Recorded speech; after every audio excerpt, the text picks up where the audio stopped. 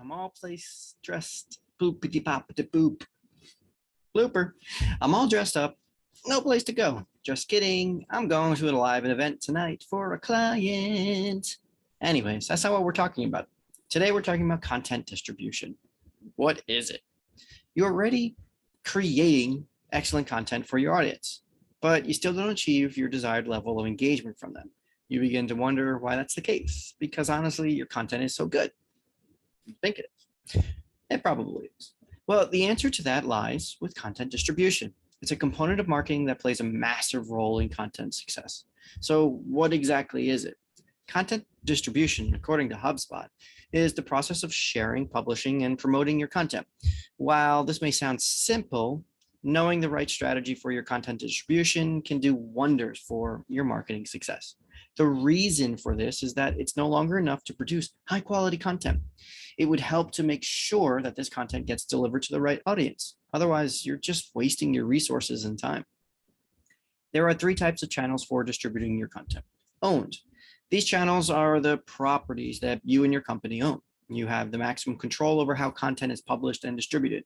This includes your social media accounts, email newsletters, and your websites. Shared. These channels are run by third-party companies, most notably social media controlling content in these channels. However, shared media can also extend to press coverage, retweets and shares, product reviews, and guest articles. Paid. These are the channels where you pay for distributing your content. While there are many methods of payment, the most common would be PPC. Right? This payment model means that distribution is paid every time someone clicks to view your content, or obviously Facebook ads, LinkedIn ads, all of that. Another one we're starting to see is actually going to their direct target audience, the association, its members and subscribers, to make sure they're doing sponsorships through there. So how do you find the right channels? Knowing which channel to prioritize can be tricky. There are a lot of factors to consider before you can find the right track for your content. First, you have to make sure that you have a clear idea about your goals. Do you want to increase your followers? Are you looking to boost your content engagement? Or maybe you want to increase your website traffic? Knowing the goal of your content marketing campaign will give you a clearer idea of what to do and which channels you should use. Second, you need to know your audience. This is not just limited to their demographic, but rather to their behavior in terms of media consumption. Asking the following questions can help you better understand who you're trying to actually cater to. What platforms do they spend the most of their time on? Zombie scrolling, right? Where do they get most of their information from? What content formats do they engage with? And do they have a preferred social media platform? Knowing the answers to these questions can help you narrow down the list of content channels you can invest in. Creating a persona for your audience will make it easier to craft your content marketing strategy. So lastly, you need to identify your priority channels, right? While it's true that you still need to maintain a presence in your own earned and paid media, you have to position your resources strategically as well. Understand your analytics. So you finally decided what channels to prioritize. Now the next step should be to monitor your performance in each of these channels. But how exactly can you measure them? There are 5 key metrics that you can use to measure the mileage of your content. Reach. You can use the different tools of your website or social media accounts to see how much traffic and unique views you get for each content. The higher the reach, the better your content performs. Engagement. You can see this by the length of time that a user stays on your website or page. If they leave immediately, then you should take the time to audit the quality of your content you're publishing in your channels. Top content. You will see this with each number of views and performance your content in relation to each other. You may want to replicate the success of your top content and rethink the strategies of your failing content. So, number 4, impact. How many conversions did you get for each piece of your content? Do they fulfill expectations and driving decisions towards redirecting your website or making a purchase? And then number 5, sentiment. This is done by sifting through comments, shares by users all around your distribution channels. So there's a lot that you should be analyzing to make sure you're getting the most out of your content.